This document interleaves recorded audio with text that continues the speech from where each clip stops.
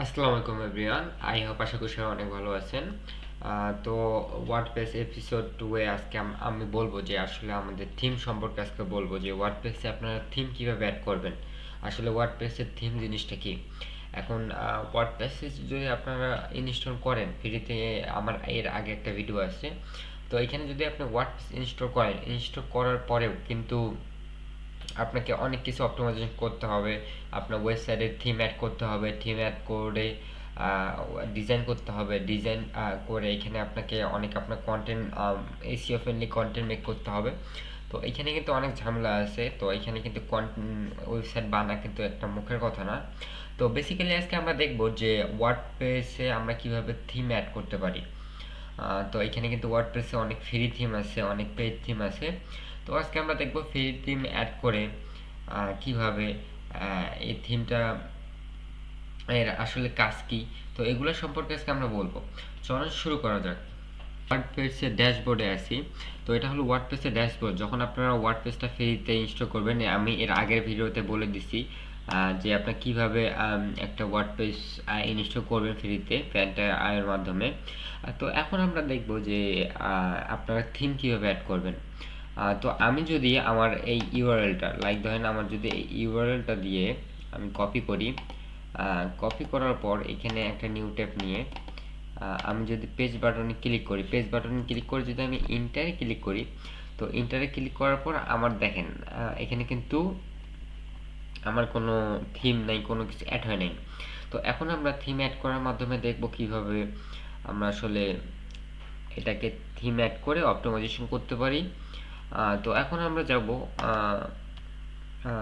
WordPress থেকে, অ্যাপিডেন্স থেকে আমরা থিমে যাব। কোথায় যাব? এই যে অ্যাপিডেন্স থেকে থিমে যাব।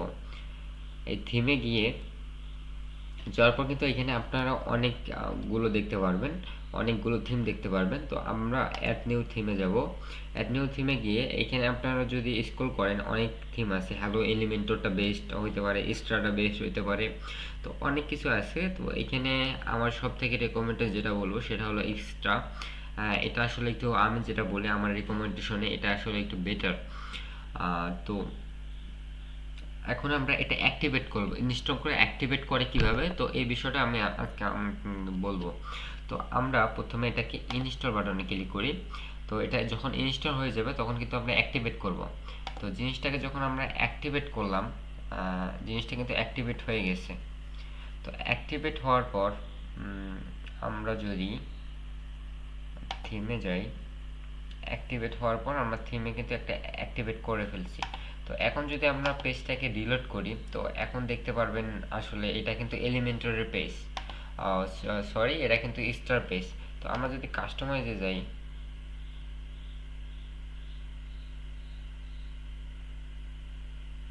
তো একটু লোডিং খাচ্ছে, লোডিং খাক। আমরা এখন কাস্টমাইজে যাব। কাস্টমাইজে গিয়ে দেখব যে এটা কিভাবে কাস্টমাইজ করা, অনেক লোগো টোগো কাস্টমাইজ করা যায়। তো এখানে সব কিছু আমি পাবলিশ করব। তো পাবলিশ করার জন্য একটু লোডিং খাচ্ছে, ওয়েট, প্রবলেম নেই। তো এখানে কিন্তু এটা কিন্তু আমাদের থিম, যে এটা ওয়েবসাইটে যে আওয়ার সার্ভিস অনেক কিছুই আছে। এটা হলো একটা স্টার থিম। তো এখানে যদি আমি পাবলিশ ক্লিক করি, এটা কিন্তু পাবলিশ হয়ে যাবে।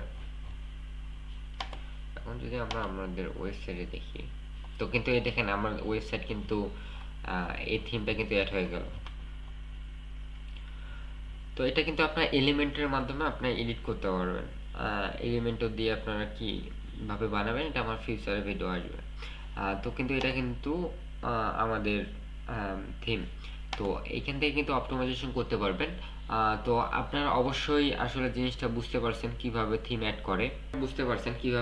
করে, তো আমি এই এই জন্য আসলে ওয়ার্ডপ্রেসের এপিসোডটা বানাইছি। তো ফিউচারে ওয়েব ডিজাইন নিয়েও আসলে ভিডিও আসবে। তো ভিডিওটা যদি ভালো লাগে তো সবাই একটা লাইক দিয়ে যাবেন। যদি চ্যানেলে নতুন হয়ে যান সাবস্ক্রাইব করবেন। সবাই ভালো থাকবেন, সুস্থ থাকবেন। আল্লাহ হাফেজ।